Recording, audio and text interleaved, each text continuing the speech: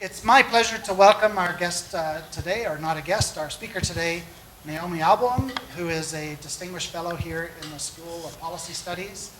Naomi has a lot of experience in the public service. I'm not going to give any of the years or dates, but I will say that she has been a deputy minister in multiple portfolios, and he has a huge depth of experience in areas including immigration, human rights, labor markets, workplace standards, and issues around gender and indigenous issues and disability issues. I have found Naomi to be a tremendous resource here in the school and a huge help to me personally, so I'm grateful that she's here. I won't go through her whole bio. It is available on the school's website, but I would point out that she is a recipient of the Queen Elizabeth II Gold and Diamond Jubilee Medals, and is a member of the Order of Ontario, which I think is a big deal. So I'd like to point that out. And she's going to talk to us today about the global refugee crisis and some lessons that we can learn from the Syrian refugee movement to Canada. So welcome, Naomi. Thank you.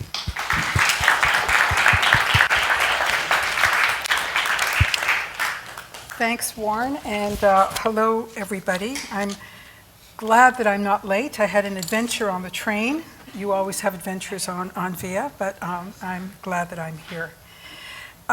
So as Warren said, you see what the topic is. I prepared, as I always do, way too much, so I'm going to try to rush through some of the stuff and leave lots of time for some questions from all of you. So this is the outline. I'm going to talk a little bit about from what vantage point I'm going to be speaking to you today, and then what's happening in the world, what's the international context right now, lessons learned from the Syrian refugee movement to Canada as a case study, not because I think it's an interesting case study, and then some thoughts about going forward. So first of all, I come to this from a whole variety of different perspectives. First and foremost, which I did not put up there, which I find interesting, but I did not put it up there.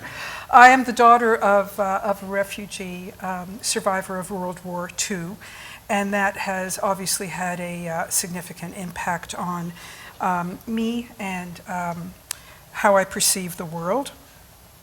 But I also have been a senior civil servant with responsibility for immigration and refugee issues.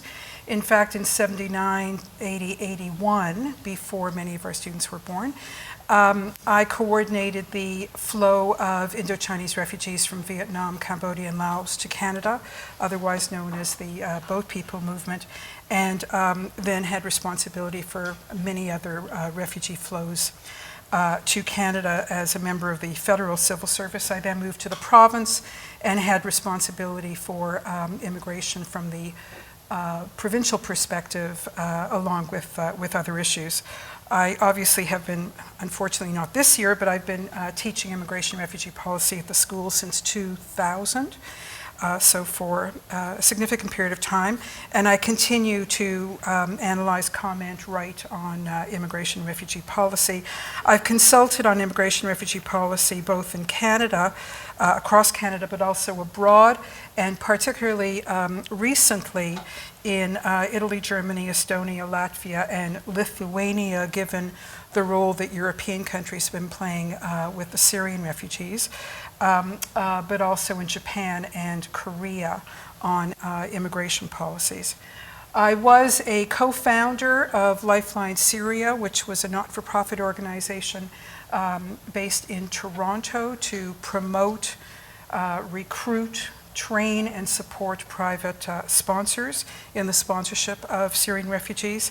And I personally am involved as a lead hand for a refugee family in my sponsorship group, and we continue to be very actively involved in that family and have supported many, many other members of that family now. So I have a perspective. I tell you right up front that I come to this with lots of biases. And it's important for me to say that right up front because refugee issues and immigration issues are probably one of the most contested issues of our time, and it's always important to know where people are coming from when they do talks like this. So, transparency. Let's start in 2015. In 2015, the refugee crisis was really at historic proportions. These numbers include refugees, asylum seekers, internally displaced peoples, and others who are under the protection of the United Nations High Commission for Refugees. All this data that I'm going to be giving you is from UNHCR data. So if you look at 1955 and the increase between 1955 and 2015, I was born in 1950, and in my lifetime, there has been an astronomical growth in the number of displaced people in the world. Let's now go to June, as of June 2017. I want you to look at this number, because it's going to change. I'm going to do 2017, 18, and 19. You'll see the numbers. So in 2017, 65.6 million people worldwide were forcibly displaced. Of that, 22.5 million people were refugees under the protection of the UNHCR. And of that number, the 22.5 million, only 189,300 were actually resettled in countries of resettlement like Canada, the US, Australia, New Zealand. So it's a very, very small proportion. And not all refugees need to be resettled, and I'll tell you about that in a moment, but just remember those numbers. What's important also to look at is where those displaced people are being hosted. That means until they get refugee status, when they're in trouble, where do they go and who hosts them? You can see the numbers here that the majority of people are hosted in developing countries, in the Middle East, in North Africa, and in Africa, the rest of the continent. A very small proportion, only 16%, are hosted in the Americas, and an even smaller percentage in the Asia-Pacific area. The main sources of refugees: South Sudan, Afghanistan, and Syria. So in 2017, there were 5.5 million Syrians who were displaced people at the time. And if you look at the hosting countries, that's breaking down this, the vast majority were in Turkey, 2.9. So keep that in mind as we think about world situations today. So let's now go to 2018, 1 year later. This number is now 68.5 million. It went up 3.2 million people in 1 year. Number of refugees went up to 25.4, asylum seekers 3.1 million. Just to give you a sense of the proportions, in the year 2018, in Canada, of that 3.1 million people seeking asylum, 55,000 claimed asylum in Canada. A very small proportion of the 3.1 million. Of the 55,000, approximately 19,000 of them are what we call the irregular border crossers from the United States to Canada, not through the regular ports of entry. So of that 3.1 million, 55,000 claims in 2018 were filed in Canada, and as I said, about 19,000 of them came in an irregular way across the US-Canada border. But 85% of displaced people are still being hosted in developing countries. The source countries remain South Sudan, Afghanistan, and Syria. Syria is now up to 6.3 million people in 2018. And look at this number. Of the number of refugees, only 102,000 are resettled in countries of resettlement, and that went down from the 189,300 the previous year. So the number of refugees going up, the number of places available for resettlement going down around the world, and Turkey is receiving even more, 3.5 million, which is up from 2.9 the previous year. Let's look at, this is June 2019, a year later. This number has gone up yet again, 70.8 million. It went up 2.3 million in 1 year. The number of refugees has gone up. So again, here, look at the refugees resettled. It's gone down to 92,400. And Turkey has gone up yet again to 3.7. So what does this all tell us? We're facing the highest level of displacement on record, and it's growing. We have an unprecedented almost 71 million people displaced and forced from their homes. Among those are about 26 million refugees. Over half of them are children. Now, I just want to focus on that next bullet about durable solutions. The UNHCR does not believe that the first solution to displacement is resettlement in third countries, far away, different cultures, different languages, different everything. Their first is voluntary repatriation.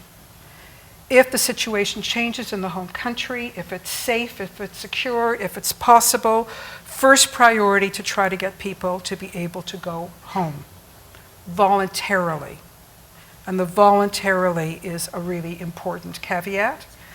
If that doesn't work, the second durable solution and priority order for the UNHCR is for local integration. And that means in the neighboring country, where languages tend to be similar, where lifestyle tends to be similar, where they can be more easily integrated.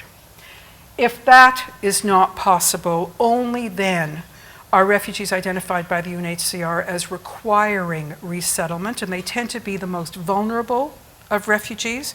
They tend to be the ones who cannot stay where they are in refugee camps, either for reasons of gender or for sexual orientation or for disability or for need of medical treatment or for large families that are not economically viable in the refugee camps. They normally have to meet a criteria of vulnerability in order to be determined by the UNHCR as candidates for resettlement.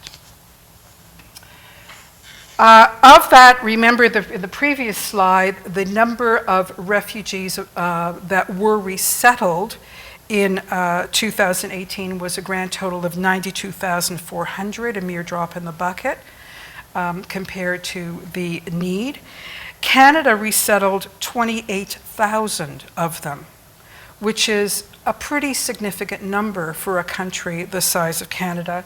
In fact, in terms of resettlement, we became the largest country of resettlement in 2018.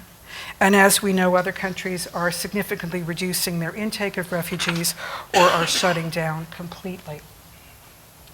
So these are the top refugee settling countries, and this is, I'm talking about resettlement. I'm not talking about those who accept people at their borders seeking asylum. I'm talking about those referred by the UNHCR as requiring resettlement in a third country, different category.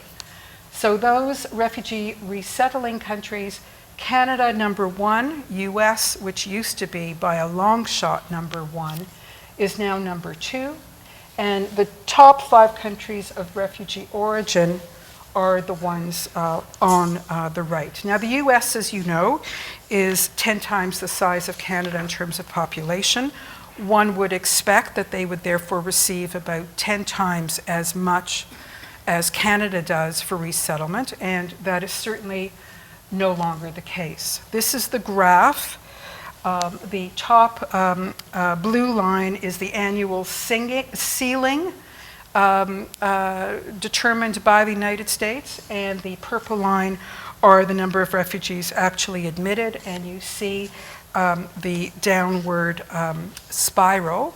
And in fact, the president has recently announced that that intake will go down even further to 18,000 refugees total to be resettled in this coming year.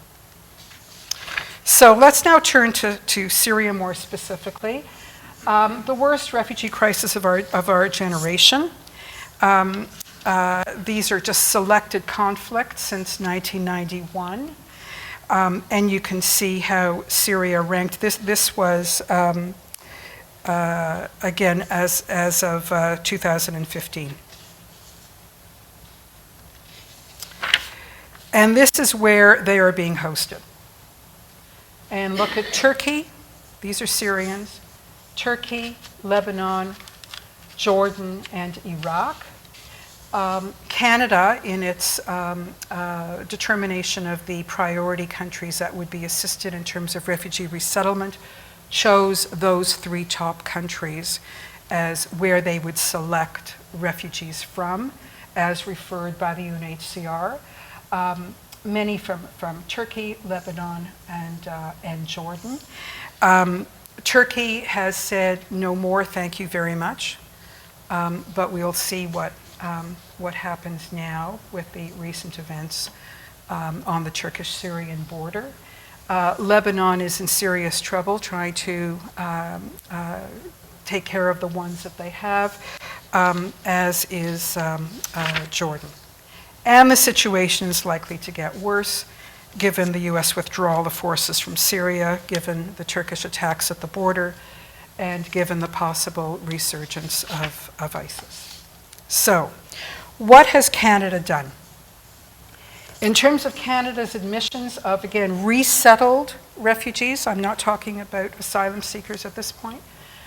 In terms of resettled refugees by category, we have three categories through which resettled refugees can enter Canada. Government-assisted refugees who are funded for the first year after their arrival in Canada by the government and provide with support from civil society organizations. Privately sponsored refugees who are supported by local groups of Canadians, individuals who get together and provide financial support and human support for the first year after arrival. And blended sponsorship refugees, which is a very small number and declining, of people who receive 6 months of financial support from the government and 12 months of support from the private sponsors in terms of human support, but only 6 months of financial support. So 58,650 by September 2018, that's over a 3-year period since the election in 2015, and that number has gone up. So we're about 60,000 at this point, maybe a little bit more. The Government of Canada has to table every fall their plan for the coming year. Last year, for the first year in a long time, they developed a 3-year plan, and this is what they are proposing. Although you see the trend line going up in all categories, it's really going up for economic immigrants. That's the top line. That's a substantial increase. I'm sorry, the top line is overall everybody. The gold line is the economic immigrants. The green line is family unification cases. And the bottom line is refugees. So the Government of Canada has indicated that by the year 2020, we will be accepting 51,700, which is, and this is worldwide, this is not just Syrians. So when you compare that to what we did over that short period of time for Syrians, the numbers are actually going down.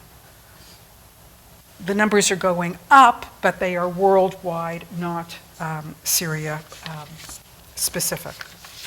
So to break down even further the Canadian refugee targets, that 51,700 for the 3 years, protected persons in Canada are asylum seekers.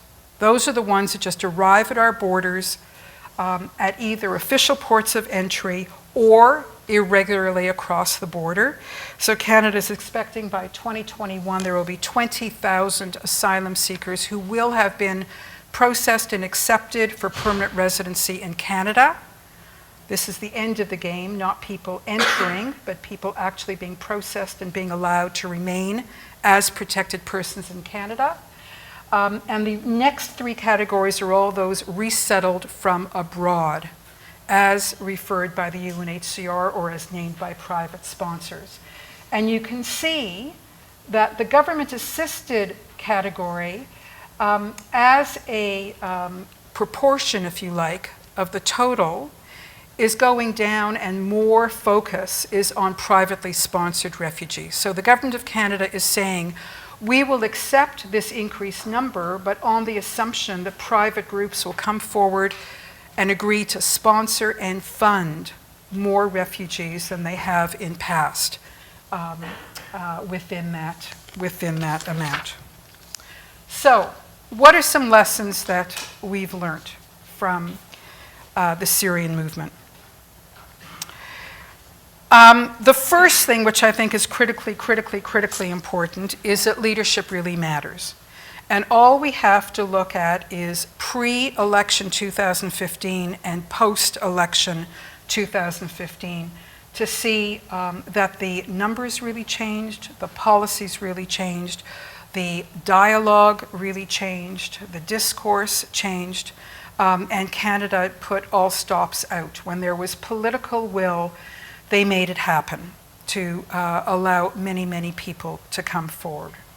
On the other hand, when that political target was reached, things slowed down. And they did not continue at the same pace, despite the fact that the world situation was actually getting worse.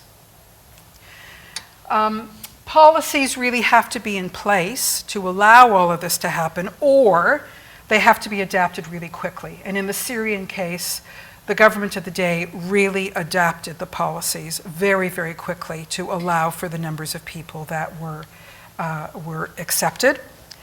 The third one is for our policy students in the room. It was really important for the new government coming in to have trust in, respect for, and to acknowledge the competence of the civil service. This was not necessarily the case in this particular portfolio under the previous administration. They did not trust the civil service, and certainly not in the area of refugees. The fourth area is that there's no way that the Immigration Department could have done this on its own, and the intra-collaboration between various departments and the intergovernmental collaboration was absolutely essential. But it couldn't just happen on a wing and a prayer. There had to be infrastructure in place to allow for that intra and intergovernmental cooperation and collaboration to happen, and to be, frankly, as successful as it was. The role of media was incredibly important. The media was, in fact, quite sympathetic to the Syrian movement once it became in the public domain. They were very quiet about it before 2015. The situation was happening for quite a long time before the media realized that it was an important issue. But once they glommed onto it, they really covered it. And they covered it in a lot of different ways. And that also changed the discourse. And certainly the picture of Alan Kurdi, which many of you remember, had an enormous impact, both on, during the election campaign in 2015, on the previous administration and on the incoming administration. And one thing that the incoming government post-election really took very seriously, and I think did remarkably well, was communications. The minister of the day gave daily briefings. There were technical briefings. The media were there all the time. They were told of every problem and every flaw. Nothing was hidden, everything was transparent. The numbers on the website were updated, I think, on like every every 3 hours in terms of numbers of applications and numbers of people coming in. So they understood how important communications was. None of this would have happened without a very significant, and I use the word partnership advisedly, because I think in this particular case it really was a partnership. The government knew that they could not do this without civil society, and there were organizations, both formal organizations and informal groups around the country that really felt that they had a stake in this, not only in terms of private sponsorship, but in terms of fundraising, in terms of volunteering. It was something that Canadians across the country were engaged in. It wasn't just a matter of government with intra or intergovernmental collaboration. All stakeholders needed to be involved. At an international level, we depended very much on the UNHCR. We depended very much on the International Organization for Migration, IOM, to actually get the refugees to Canada. So both, and the host countries were we had to arrange for exit visas and to get agreement from all the host countries to work collaboratively with Canadian officials to get people out and onto planes to Canada. The collaboration had to happen nationally, provincially, and at local levels. It could not happen at any one of those on their own. It had to be a collaborative effort. There were some problems in terms of implementation on the ground, and part of the reason for that goes back to my comment before about the need for intra-governmental cooperation. A decision was made by the federal government to treat the Syrian movement as a kind of emergency situation, which was right. But in an emergency situation, and you'll hear from Malcolm, ask him next week when you hear him, they thought that the best way to do this was to have the war room in the federal government lead the exercise. Those are the folks who deal with terrorist attacks, who deal with major fires, who deal with major earthquakes, who deal with, the emergency services. The lead hand was not those organizations that understood really immigration or understood really settlement and integration. And everybody was so focused on how are we going to get people security clearance? How are we going to get people their health? How are we going to get people on planes? How quickly can we get them on planes? What are we going to do when they arrive at the airport? And they all said, well, once they get to their final communities, the communities will take care of it. And there wasn't nearly enough planning up front in terms of what's going to happen when people get to those communities. And one of the problems was that people thought a refugee is a refugee is a refugee, and people on the ground were not told in advance, for example, that many of these people were extremely vulnerable, or that they had experienced trauma, or that they were really large families, and the normal housing that is available for refugees would not be appropriate for really large families. So even detail that people would arrive and have a huge number, in some cases, health concerns, but nobody on the ground had been forewarned that these would be significant health issues. So implementation on the ground is really important to think about at the front end and not at the back end. And there have to be the constant feedback loops about what's happening so there can be mid-course corrections or information provided that people didn't have to begin with. Knowing and understanding past experiences was another problem. Many people in the Immigration Department in 2015 had not been in the Immigration Department for previous movements. There wasn't an internal sort of collective memory or collective history. And some of the people who had been there for, I don't know if the young folks in the room will remember, but some others will, the Kosovo movement.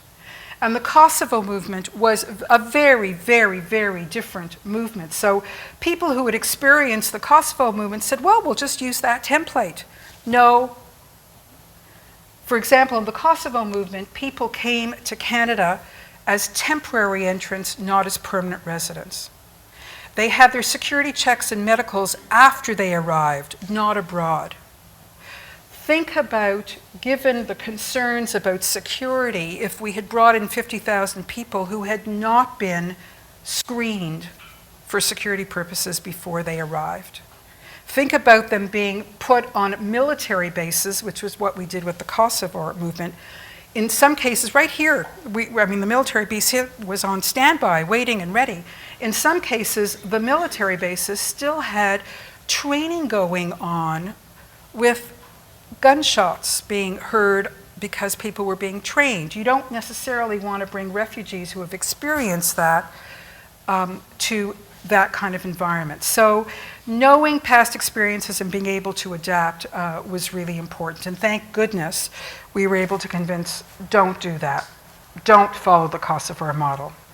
Have them come here as permanent residents, eligible for all services and all supports, not as temporary entrants. One of the most important things we learned from this movement, and it's going to bite us for a long, long time, is that we did not keep families together.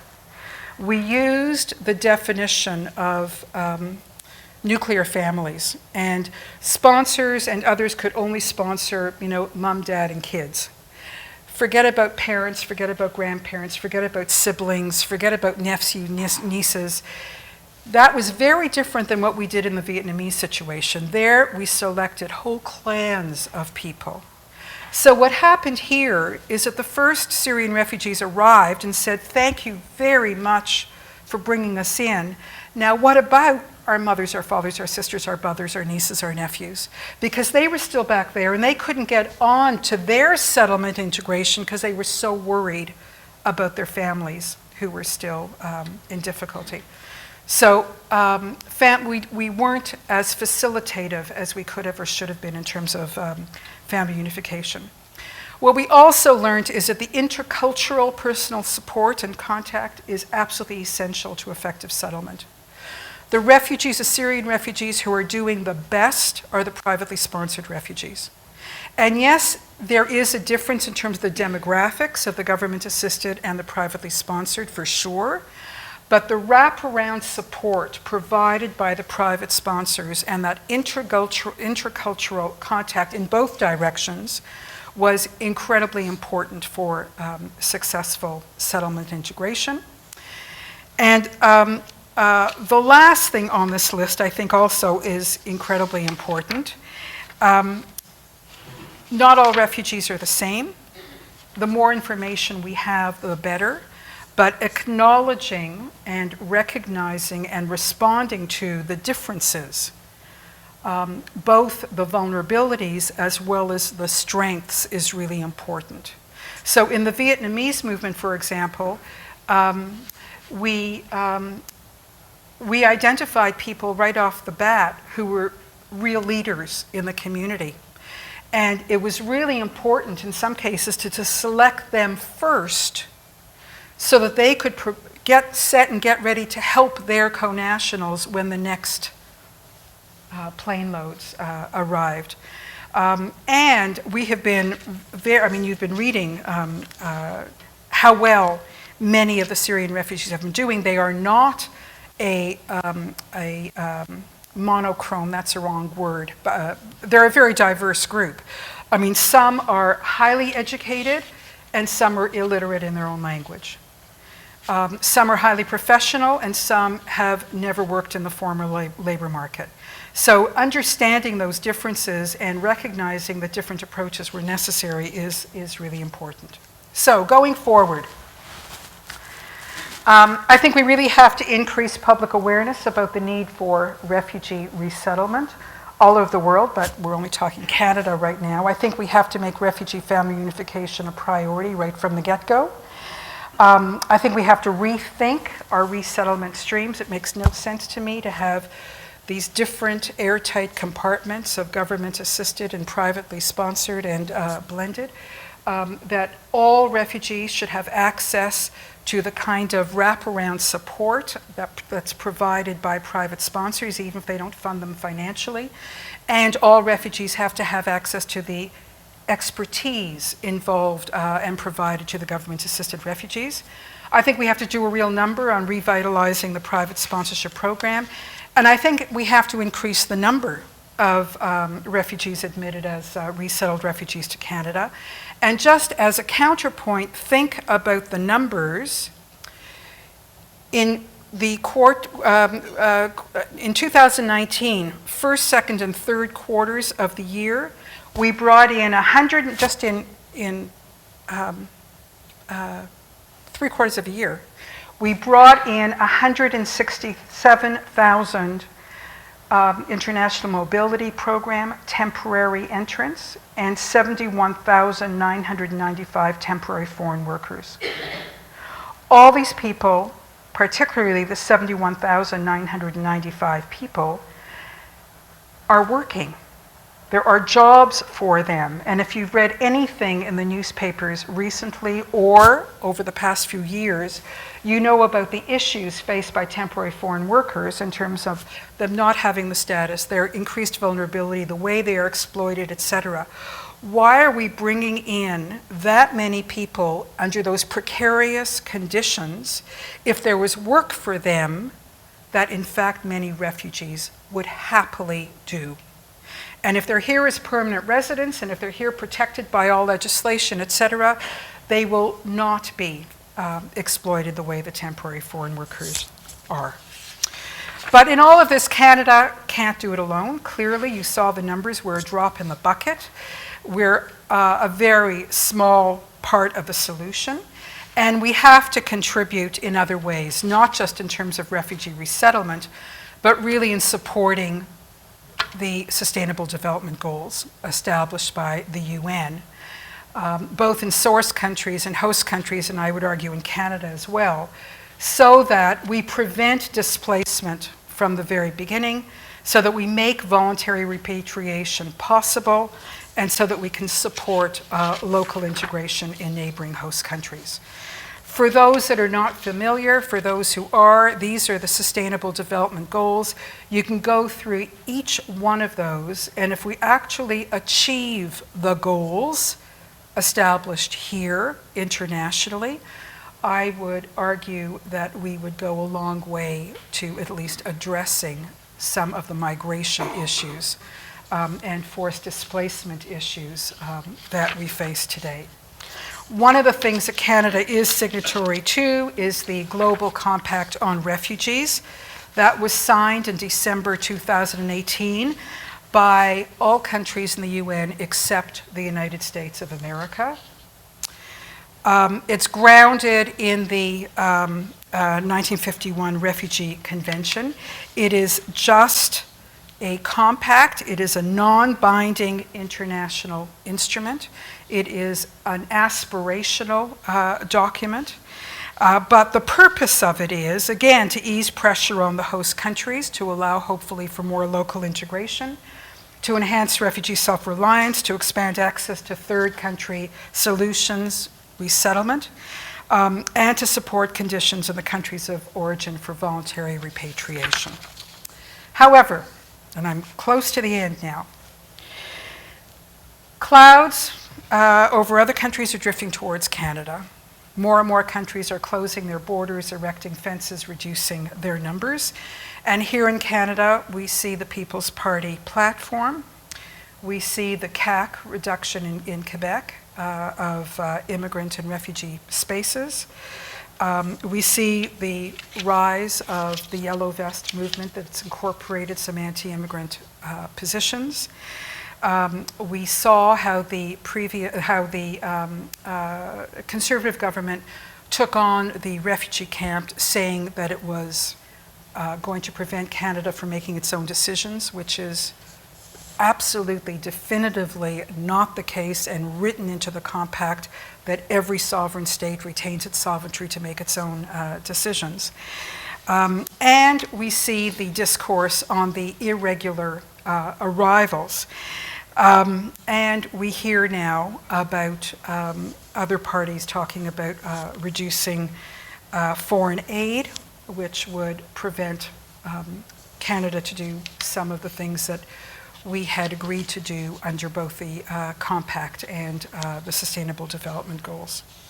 So it's interesting in my mind, but maybe not surprising at all, that immigration and refugee stuff really was not an election issue. Some parties took particular pieces and tried to make them election issues. They didn't fly. And I think that they're actually between the publicly now, and certainly in terms of the debates and certainly in terms of the party platforms, people are not, with the exception of the Bernier's party, the major federal parties are not taking an anti-immigrant or anti-refugee stance. They are potentially talking about minimal reductions in the refugee numbers to replace them with economic immigrants. And they are worried about the cross-border issues and trying to make that more of an issue. But even that didn't fly, given that the numbers are declining and the government has put more resources into expeditious processing of those claims. And in fact, claims are now getting positive consideration in almost 50% of cases, which is a pretty significant number. So, what will Canada choose? Canada certainly has had a checkered history on immigration and refugee policy. That's a whole other lecture. But we basically have a choice of those two separate histories. And they're laid out here. Do we close our doors or reduce our doors based on any of these categories? And now we're beginning to open more for economic and closing for the other classes of immigration? Or do we keep our doors open to those in need and those who will contribute to our nation building exercise? And we don't know. We don't know in terms of public opinion, and we don't know what will happen post-election when the discourse may change yet again. That's it.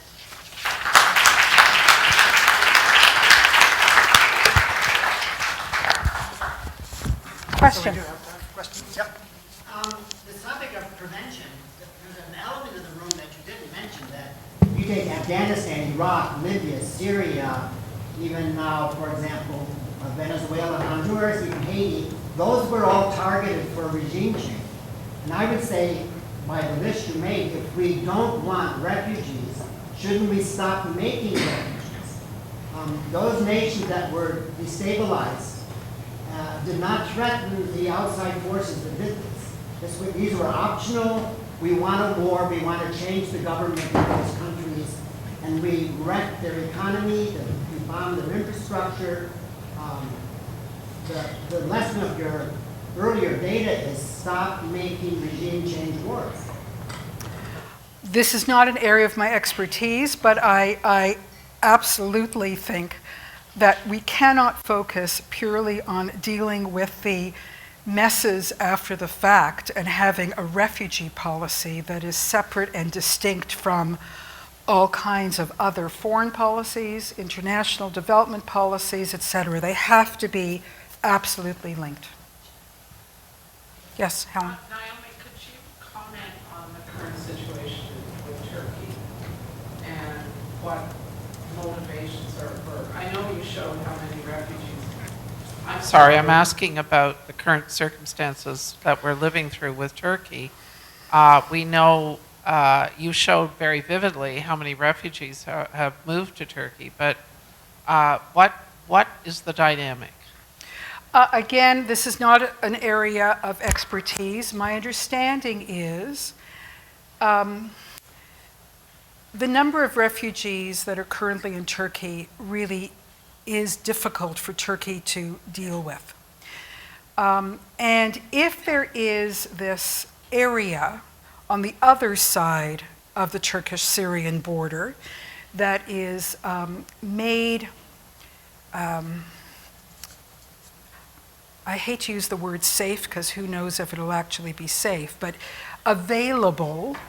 I think the intent is for Turkey to be able to send many of the Syrian refugees that are currently housed on the border, on the Turkish side of the border, to go to this sort of no man's land that is now impossible for people to go back to.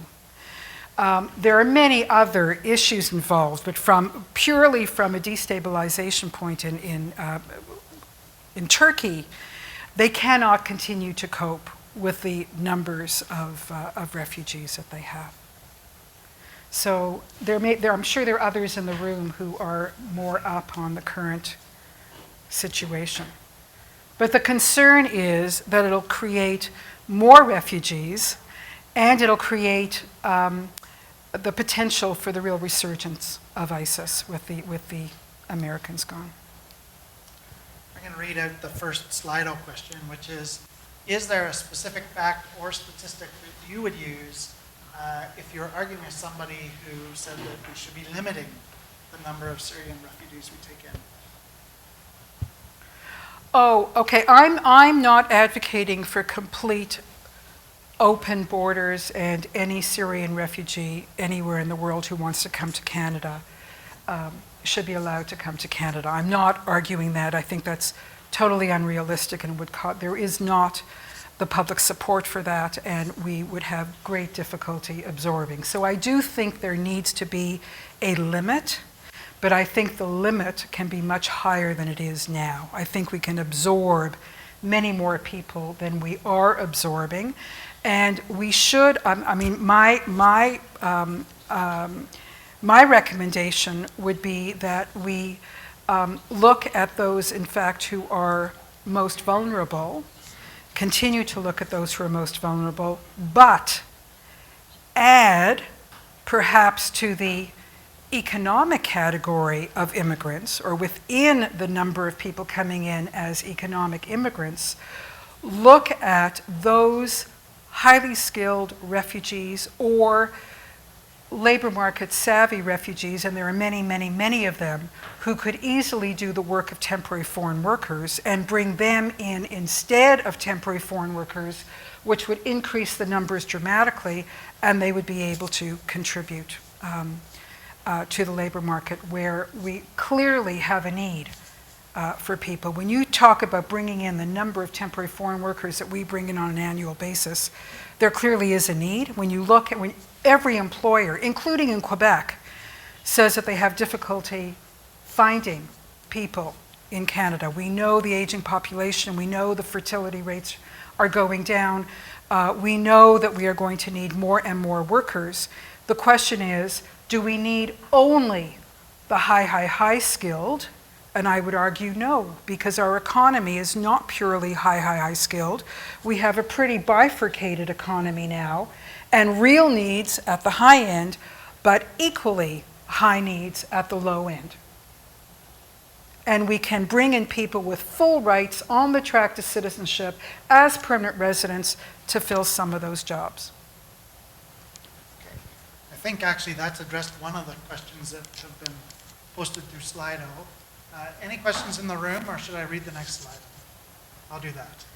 So can you talk about the differential treatment on the basis of race and country of origin of the vulnerable populations who face the refugee crisis?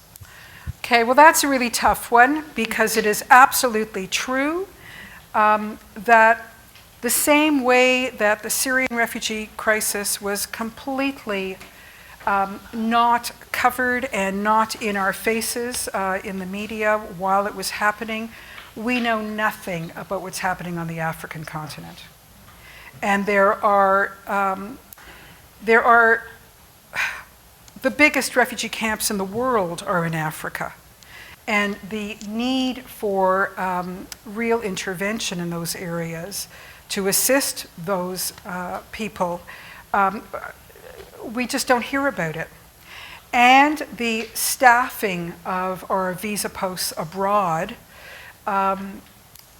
make it nearly impossible for people to sponsor people from the African continent in any reasonable period of time. I mean, it takes years for sponsorship applications to be processed in Africa because, number one, the numbers allocated to those posts for processing are pretty small, and number two, the people assigned from our External Affairs Department to man those posts is pretty small. So there is a built-in bias in terms of who we bring in, how we bring in, how quickly we bring in. I'll leave that. We really only have time for one question, and I think we'll go in the room. So, excuse me, I'm just going to zip behind you. Sure.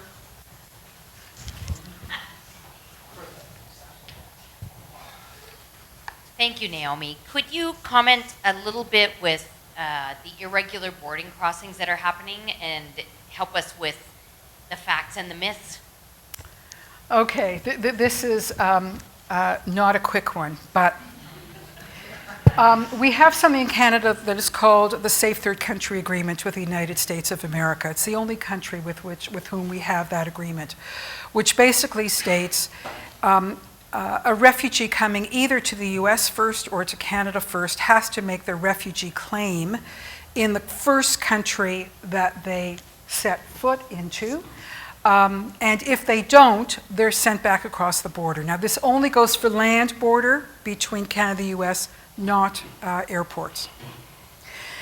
And there are some exceptions to that rule for family, or a few exceptions that are implemented. What people began to realize was that applied only to people who presented themselves to official ports of entry. That policy does not apply to people who arrive between official ports of entry.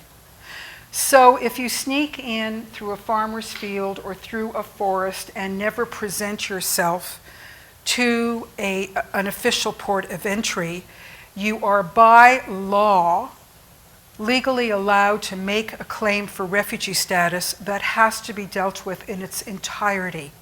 You cannot be turned back at the border.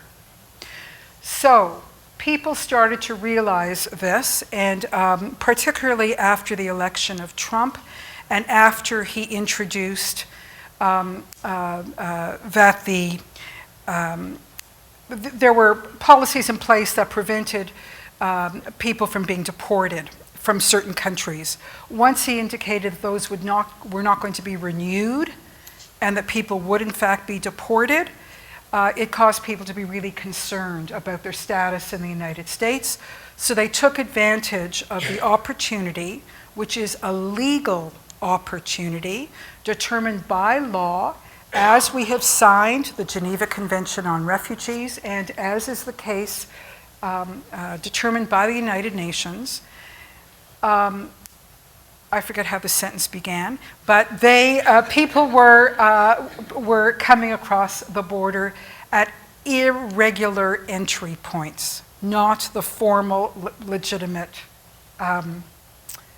ports of entry. Those numbers are particularly significant in the province of Quebec, and particularly at one border crossing in Quebec.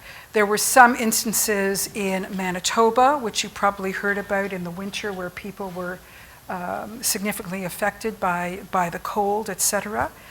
And the Canadian government acknowledged that they had a legal responsibility by law to fully process individuals that came in irregularly.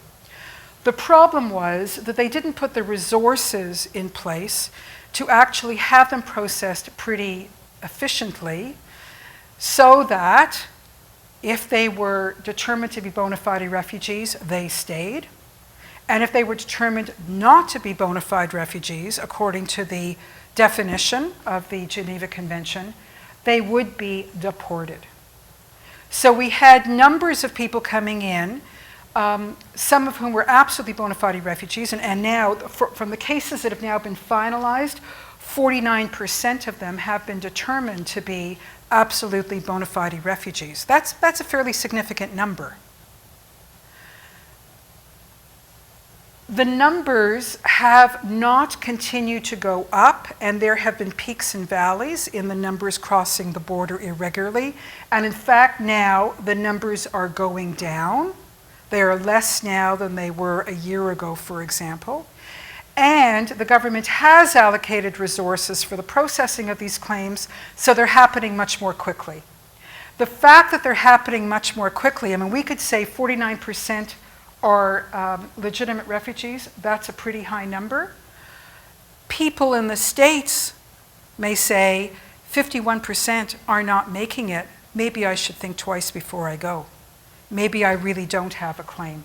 So maybe I should not take the risk and cross the border irregularly. When you compare the numbers of people coming across the border irregularly in Canada to all those numbers I gave you about people going, whether it is to Germany or to Lebanon, the 50,000 approximately irregular crossers over 3 years is really a drop in the bucket. But it's political dynamite. And the Conservative government in particular has really used that as a way to say, we've lost control of our borders, we're not taking care of security issues. All of them go through security checks. We are welcoming people that we shouldn't be welcoming. People are using a loophole, they're jumping the queue, etc. They're using it for political advantage where the numbers really don't give them a whole lot of substance for their arguments. But it is something that people don't really understand, and it's very easy to get people whipped up about it. And for example, the province of Ontario was asked if it could help to absorb some of the irregular crossers while they were having their refugee hearings done, because Quebec was finding it difficult to bear the brunt of the numbers. And since the election of the new premier, they've said, no, we're not going to help in any way. So it has become a political issue. It is always the use of the word illegal as well, right? Yeah, nothing that they're doing is illegal. Yeah, it's purposely misleading. Yeah, no, the discourse has been very complicated in this situation. Does that help, Maura? Yes, So we're just after 1 o'clock, and I'm cognizant that people need to get to class. I just want to say one thing. For the students in the room, and there are not very many of you, but for the students in the room, because I'm not teaching a course in the winter term, if there is interest, I'm happy to do like a one-day seminar or a special workshop covering a lot of the immigration and refugee issues, but providing an opportunity for us to talk more in depth about this. So if there is interest, could you either email me or email Fiona, and we'll set a day aside, maybe a little bit more, depending on what the interest is, for some time in the winter term. Okay? That's great. So I want to thank you, Naomi. This was a terrific talk. I know we could have gone on for at least another half an hour, but there is classes to get to, and I know people have other things to do. So thank you very much. There's a little gift for you here. Thank you to all of you for attending.